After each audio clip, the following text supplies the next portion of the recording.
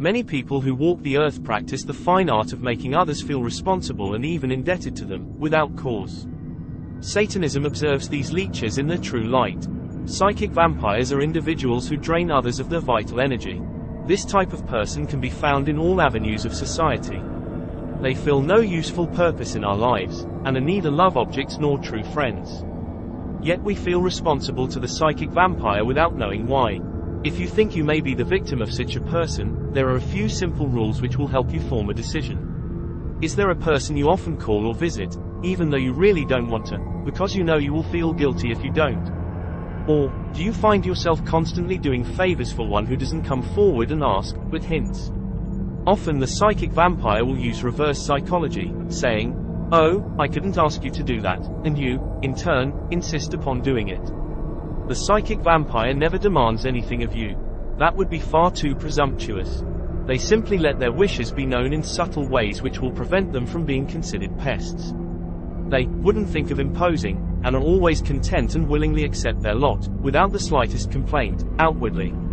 Their sins are not of commission, but of omission. It's what they don't say, not what they do say, that makes you feel you must account to them. They are much too crafty to make overt demands upon you, because they know you would resent it, and would have a tangible and legitimate reason for denying them. A large percentage of these people have special attributes, which make their dependence upon you more feasible and much more effective. Many psychic vampires are invalids, or pretend to be, or are mentally or emotionally disturbed. Others might feign ignorance or incompetence so you will, out of pity, or more often, exasperation, do things for them. The traditional way to banish a demon or elemental is to recognize it for what it is, and exorcise it. Recognition of these modern-day demons and their methods is the only antidote for their devastating hold over you.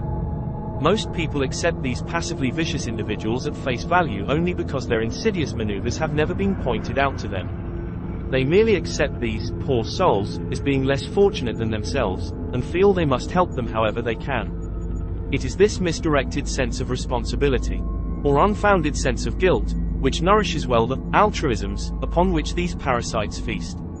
The psychic vampire is allowed to exist because he cleverly chooses conscientious, responsible people for his victims, people with great dedication to their moral obligations.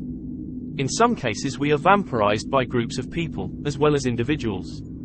Every fundraising organization, be it a charitable foundation, community council, religious or fraternal association, etc., carefully selects a person who is adept at making others feel guilty for its chairman or coordinator.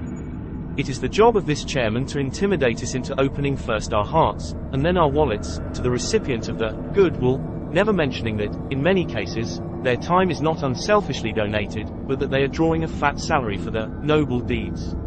They are masters at playing upon the sympathy and consideration of responsible people. How often we see little children who have been sent forth by these self-righteous fagons to painlessly extract donations from the kindly. Who can resist the innocent charm of a child? There are, of course, people who are not happy unless they are giving, but many of us do not fit into this category.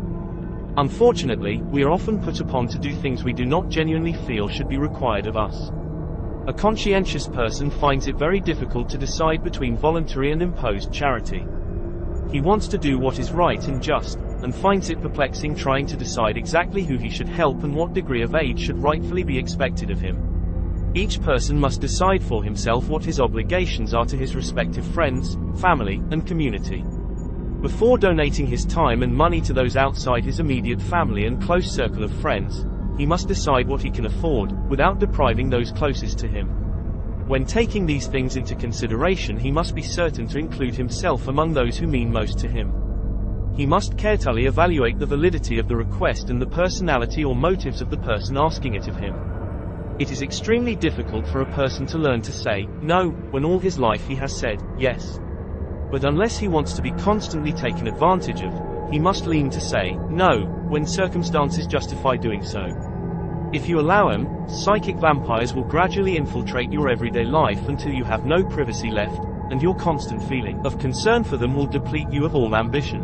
A psychic vampire will always select a person who is relatively content and satisfied with his life, a person who is happily married, pleased with his job, and generally well adjusted to the world around him, to feed upon. The very fact that the psychic vampire chooses to victimize a happy person shows that he is lacking all the things his victim has. He will do everything he can to stir up trouble and disharmony between his victim and those people he holds dear. Therefore, be wary of anyone who seems to have no real friends and no apparent interest in life, except you. He will usually tell you he is very selective in his choice of friends, or doesn't make friends easily because of the high standards he sets for his companions. To acquire and keep friends, one must be willing to give of himself, something of which the psychic vampire is incapable. But he will hasten to add that you fulfill every requirement and are truly an outstanding exception among men. You are one of the very few worthy of his friendship. Lest you confuse desperate love, which is a very selfish thing, with psychic vampirism, the vast difference between the two must be clarified. The only way to determine if you are being vampirized is to weigh what you give the person compared to what they give you in return. You may, at times, become annoyed with the obligations put upon you by a loved one, a close friend, or even an employer. But before you label them psychic vampires, you must ask yourself, what am I getting in return? If your spouse or lover insists that you call them frequently, but you also require them to account to you for their time spent away from you, you must realize this is a give and take situation. Or, if a friend is in the habit of calling upon you for help at inopportune moments, but you similarly depend upon him to give your immediate needs priority, you must regard it as a fair exchange.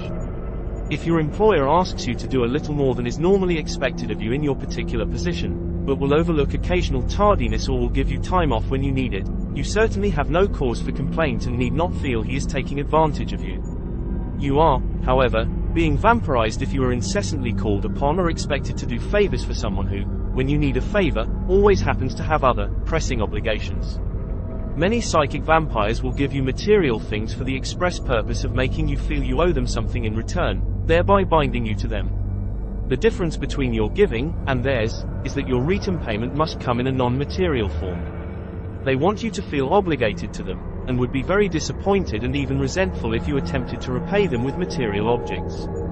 In essence, you have sold your soul to them, and they'll constantly remind you of your duty to them, by not reminding you. Being purely satanic, the only way to deal with a psychic vampire is to play dumb, and act as though they're genuinely altruistic and really expect nothing in return. Teach them a lesson by graciously taking what they give you, thanking them loudly enough for all to hear, and walking away. In this way you come out the victor. What can they say? And when you are inevitably expected to repay their generosity, this is the hard part. You say, no, but again, graciously. When they feel you falling from their clutches, two things will happen. First, they will act crushed, hoping your old feeling of duty and sympathy will return, and when, and if it doesn't, they will show their true colors and will become angry and vindictive. Once you have moved them to this point, you can play the role of the injured party. After all, you've done nothing wrong. You just happen to have had pressing obligations when they needed you, and since nothing was expected in return for their gifts, there should be no hard feelings. Generally, the psychic vampire will realize his methods have been discovered and will not press the issue. He will not continue to waste his time with Vode, but will move on to his next unsuspecting victim. There are times, however, when the psychic vampire will not release his hold so easily, and will do everything possible to torment you. They have plenty of time for this because, when once rejected, they will neglect all else, what little else they have, that is to devote their every waking moment to planning the revenge to which they feel they are entitled. For this reason, it is best to avoid a relationship with this kind of person in the first place. The adulation and dependence upon you may, at first, be very flattering, and their material gifts very attractive, but you will eventually find yourself paying for them many times over. Don't waste your time with people who will ultimately destroy you, but concentrate instead on those who will appreciate your responsibility to them, and, likewise, feel responsible to you. And if you are a psychic vampire, take heed. Beware of the Satanist. He is ready and willing to gleefully drive the proverbial stake through your heart.